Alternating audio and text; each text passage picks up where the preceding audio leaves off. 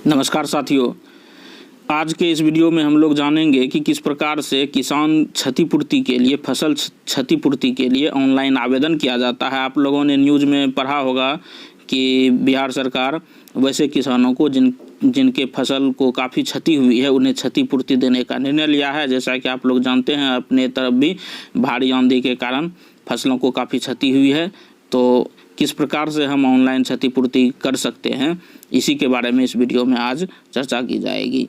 तो जैसा कि आप लोग जान रहे हैं कि आजकल जो है काफ़ी अधिक किसान अपना ऑनलाइन क्षतिपूर्ति वाला फॉर्म भर रहे हैं, जिसके कारण से सर्वर में काफ़ी एरर आ रहा है।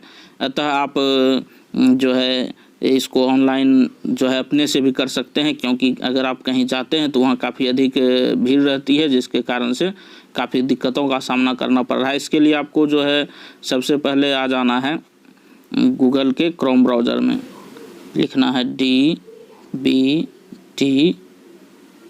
किसान KISVT किसान लिख कर सर्च कर देना है। उसके बाद जो पहला साइट खुल रहा है इसको टैप करके ओपन कर लेना है। तो इस प्रकार का इंटरफेस खुल कर आ रहा है। इसको जो है यहाँ पे प्रोसीड टू होम पेज कर देना है। ये DBT किसान का होम पेज खुल कर आ गया। तो यहाँ पे आप लोग देख पा रहे हैं, इसको मैं जूम करके दिखा रहा हूँ। यहाँ पे लिखा हुआ है पंजीकृत किसान, पंजीकरण करें। अगर आप तक आपने किसान के लिए पंजीकरण नहीं किया है तो यहाँ से कर सकते हैं। और यहाँ पे आप देख रहे हैं, यहाँ पे लिखा हुआ है कृषि इनपुट अनुदान रबी 19-20, और यहाँ आवेदन करें मार्च, आवेदन करें अप्रैल।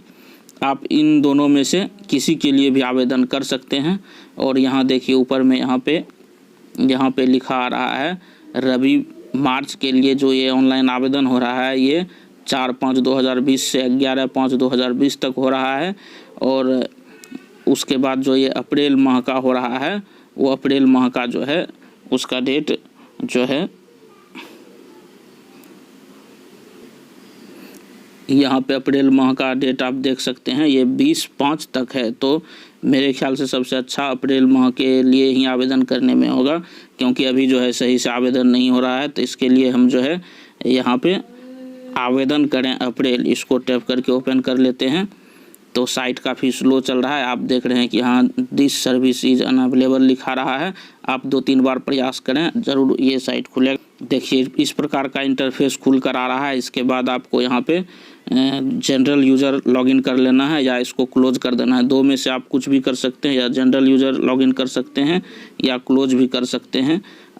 तो इसको जो है मैं सिंपली क्लोज कर देता हूँ। इस तरह से क्लोज करने के बाद इस तरह का इंटरफेस खुल कर आ रहा है। यहाँ पे आप देख रहे हैं, यहाँ पे लिखा हुआ है पंजीकरण संख्या। यहाँ पे जो है आप अपना पंजीकरण संख्या यहाँ पे डाल दीजिए। मैं अपना पंजीकरण संख्या यहाँ पे डाल रहा हूँ। उसके बाद सर्च वाले बटन को टैप करके सर्च कर रहा हूँ। तो यहाँ पे भी सर्वर एरर। तो देखिए इस प्रकार का इंटरफेस खुल कर आ रहा है। अगर आप पंजीकृत किसान हैं और आपने पंजीकरण के समय जो इसमें डाटा एंट्री किया था वो सब यहाँ पे दिख रहा है। तो ये सब यहाँ पे जो है आप पढ़ सकते हैं। उसके बाद नीचे स्क्रॉल करके आप यहाँ पे देख सकते हैं। यहाँ पे सबसे पहले जो आपको यहाँ पे देना है वो है किसान का प्रकार एवं भूमि विवरण। इसको सबसे पहले फिल करना है। इसमें आप यहाँ पे देख रहे हैं, सबसे पहले यहाँ लिखा हुआ है खेती करने योग्य कुल ज़मीन, यानी आपने कितने ज़मीन पर अपने कितने हेक्टेयर कितने डिसमिल में आपने खेती की है, यहाँ पे वो डालना है। तो यहाँ पे डिसमिल में इसको डालना है। तो मैं यहाँ पे डाल देता हूँ, आप लोगों को कुछ भी डाल के दिखा देता हूँ, 30 डिसमिल। उसके बाद यहाँ है किसान का प्रकार चयन करें। यहाँ पे लिखा हुआ है किसान का प्रकार चयन करें, इसको पहले चयन करना है। तो यहाँ पे खेती करने योग्य कुल ज़मीन कितना है वो भरना है। यहाँ किसान का प्रकार, इसको टैप कीजिएगा तो 2-3 ऑप्शन खुल के आता है। किसान का प्रकार चयन कर लेना है। आप जिस प्रकार के किसान हैं, आपके स्वयं की ज़मीन है या आप किसी का ज़मीन जो है कर रहे हैं तो वो भी है, इसमें चयन कर लेना है। फिर यहाँ है क्षति का कारण। क्षति का कारण में यहाँ एक ही ऑप्शन खुल के आता है, ओलावृष्टि, असमय वर्षा, तो वो सिलेक्ट कर लेना है। फिर उसके बाद इसको देखिए यहाँ पे किसान का प्रकार, यहाँ किसान के प्रकार में यहाँ चयन कर लेना है। इसको टैप कीजिएगा तो 2-3 ऑप्शन खुल के आता है स्वयंभूधारी, तो वो चयन करना है। फसल के नाम में 2-3 तरह के फसल का नाम आता है। आपका जो फसल है, जैसे मेरा फसल मक्का है तो मैं यहाँ मक्का सेलेक्ट करूँगा। उसके बाद यहाँ पे देखिए, यहाँ पे है ज़मीन का प्रकार। ज़मीन का प्रकार जैसे ही इसको टैप कीजिएगा, यहाँ पे ज़मीन 2-3 तरह का आता है। जैसे वर्षा से सिंचित, तो यहाँ पे आपको सिंचित जो है वो चयन करना है। फिर इसके बाद यहाँ है, आप देख सकते हैं क्षति का कारण। क्षति का कारण, इसको जब टैप कीजिएगा तो इसमें सिंपली वही रहता है, असमय वर्षा। तो उसके बाद यहाँ पे जो है इसमें थाना नंबर भरना है। आपका ज़मीन जिस थाना नंबर के अंतर्गत आता है वो इसमें भरना है। फिर उसके बाद आपके ज़मीन के रसीद पे खाता नंबर रहता है लिखा हुआ, यहाँ पे खाता नंबर भरना है। उसके बाद इसमें जो है खेसरा नंबर डालना है। और उसके बाद यहाँ पे जो है आपका ज़मीन कुल कितना, आपके ज़मीन का रकबा कितना है, कितना डिसमिल आपका ज़मीन है वो डालना है। फिर जो है आपके खेतों में कितना क्षति हुआ है।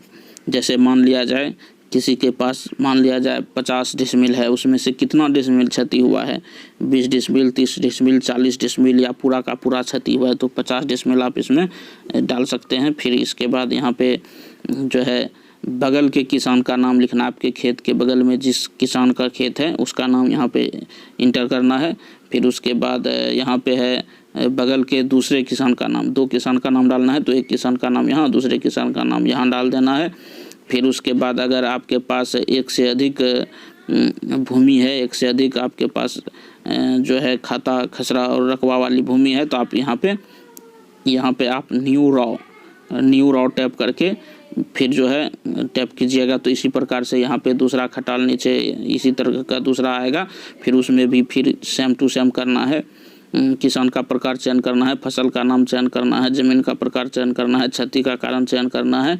मतलब सेम प्रोसेस यहाँ पे दोहरा देना है। और जितना जितना आपका खाता नंबर, खसरा नंबर है, कुल रकबा कितना है, कितना ज़मीन क्षति हुआ है, ये पूरा लिखना है। और उस खेत के बगल में किस किसान का खेत है, ये भी 2 किसान का नाम डालना है। और जब इसमें अनुदान